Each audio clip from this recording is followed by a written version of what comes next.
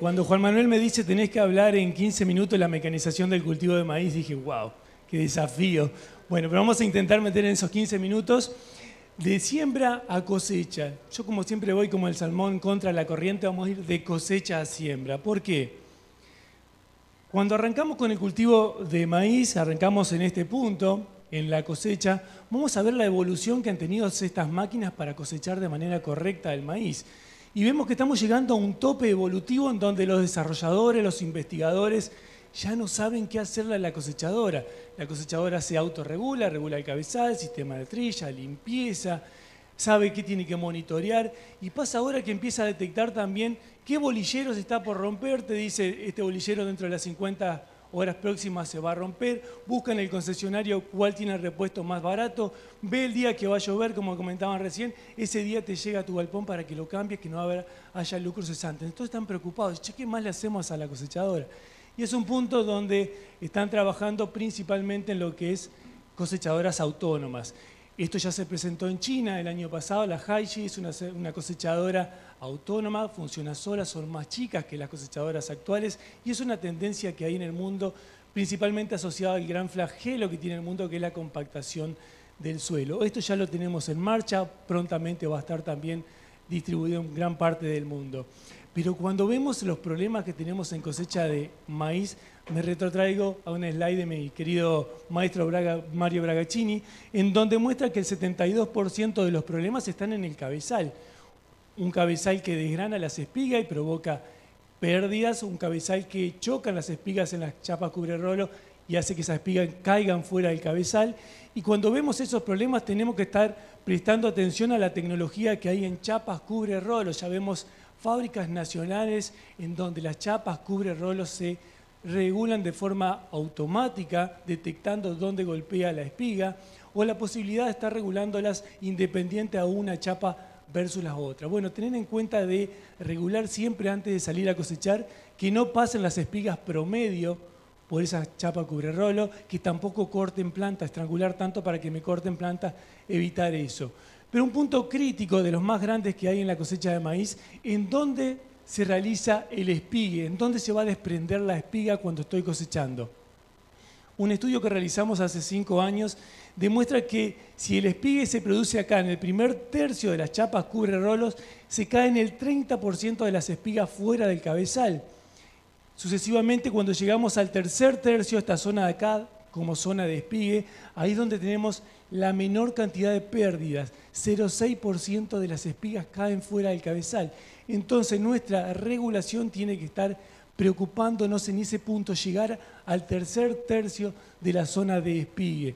Si nos pasamos y vamos al cuarto tercio, empieza a cortar plantas y me empieza a meter plantas verdes adentro de la cosechadora y a afectar el sistema de trilla, limpieza y separación. ¿Cómo hacemos esto? El tercer tercio, según uno le pregunta a un operador, una cosechadora la tiene clara. Yo regulando la velocidad de los rolos de tracción y la velocidad de avance, puedo lograr que llegue al tercer tercio.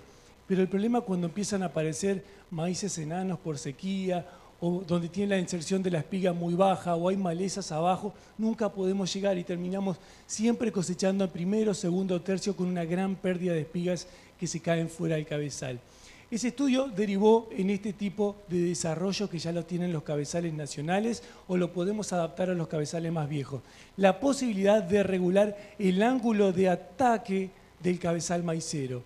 Un cabezal maicero tiene por defecto 12 grados de angulación cuando ataca la planta de maíz.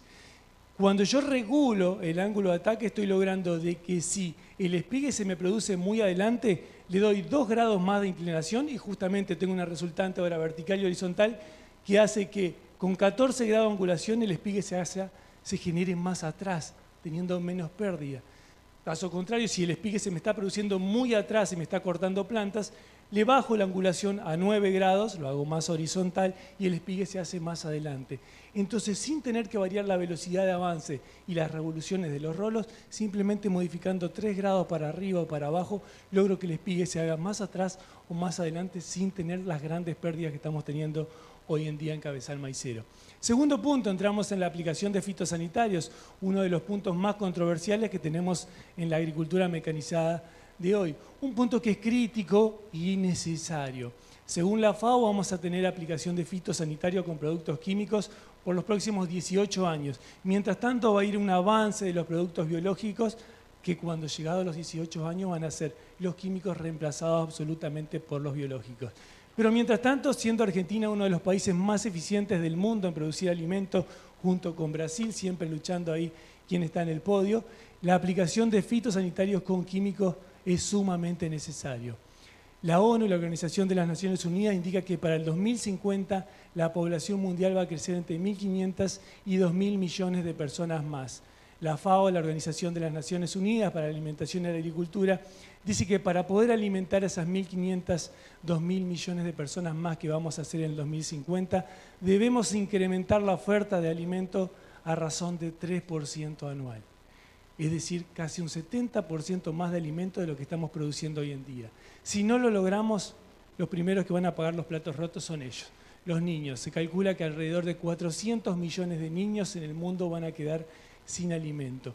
Por eso es tan importante producir de la manera más eficiente. Si hoy en día, mañana, sale una ley en la que no podemos usar más fitosanitarios, no solo no vamos a lograr ese 3% anual que indica la FAO, sino que vamos a decrecer un 27% la oferta de alimentos y el impacto va a ser tremendo.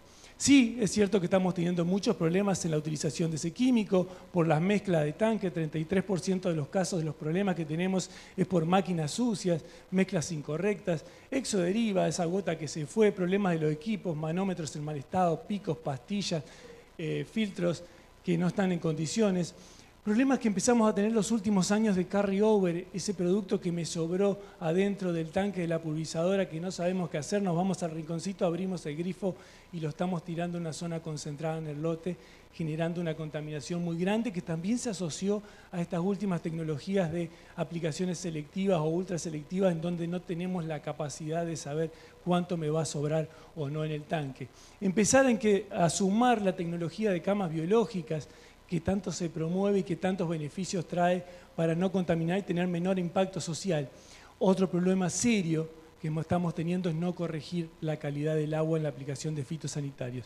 Solamente el 37% de las aplicaciones se corrigen, sabiendo que tenemos un problema de pH levemente alcalino de promedio 8,4, que tenemos sales en el agua de calcio, magnesio que rondan los 340 partes por millón promedio, que cuando usamos agua de un tanque australiano tenemos agua turbia, con limo, arcilla, materia orgánica, todos afectan la aplicación del fitosanitario hasta un 40 o un 65% dependiendo de la concentración.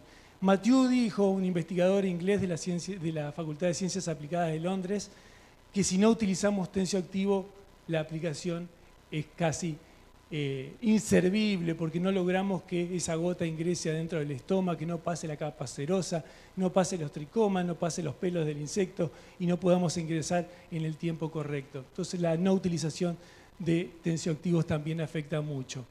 Lo que es removedores, agitadores dentro de la pulverizadora, ya no tenemos más rompeolas, no podemos utilizar rompeolas. Los agitadores son los más parecidos al pico de una hidrolavadora, inyectando alta presión para generar la remoción del caldo adentro, pero ese pico de hidrolavadora que tenemos adentro del tanque se tapa muy fácil. La gran mayoría de las máquinas que hacemos verificaciones técnicas, cuando vamos a revisar, ese pico está tapado y no lo detectamos porque la computadora automáticamente lo corrige, pero estamos haciendo que en las primeras pasadas liberemos una concentración muy alta de químicos y el resto estemos liberando agua sucia, así que a revisar eso. Estamos muy pronto de esto, la llegada de también pulverizadores autónomos que no requieren de un operador, ya lo vemos la aparición de Yacto, Plantium acá en la Argentina, y lo que se viene en un futuro es toda la aplicación selectiva, ultraselectiva con drones, helidrones, como el desarrollo del RUA 160 por el INVAPA en Argentina, que es un helidrón con motor de moto, combustión interna, naftero, que permite trabajar hasta 15.000 hectáreas sin parar y lo que nos permite hacer en una pulverización a su vez es hacer un mapeo de las malezas para cargárselo a la pulverizadora y después que ella pulverice con picos PWM únicamente donde está la maleza sin tener que usar sensores de verde o de clorofila. Por último, ahora sí, llegando, vamos a ver por qué fuimos para atrás a la sembradora. La sembradora es el punto donde menos se ha evolucionado en el mundo y donde se está encontrando la parte más crítica. ¿Por qué? Primer flagelo mundial, la compactación de los suelos. Esto es un estudio que realizamos acá en Entre Ríos, en Villaguay y Rosario del Tala, departamento Tala, perdón, en donde se ve que en el maíz, las zonas de huella, cuando sembramos en la zona de huella, cuando esa huella tiene más de 3,5 megapascales de presión, el rendimiento del maíz cae 26% en esa huella. Punto realmente crítico, lo cual hace que tengamos una pérdida promedio de 347 kilogramos de maíz. Otro punto crítico es cómo estamos distribuyendo el rastrojo de la cosechadora en el lote. Cuando generamos una andana porque no tenemos desparramadores de rastrojo o mi desparramador de rastrojo es deficiente, en esa zona, cuando pase la sembradora en diagonal 30, 40 grados, va a ser imposible que ubique a las semillas todas a la misma profundidad o a la misma humedad. Entonces tenemos un impacto muy grande porque quedan semillas en posición seca o quedan directamente en superficie porque el tren de siembra no pudo atravesar, y eso genera un impacto que tiene un 22% de la superficie afectada, con una pérdida de rendimiento de 17% en un lote y afecta a 600 kilogramos por hectárea. Otro punto crítico es la superposición de pasadas.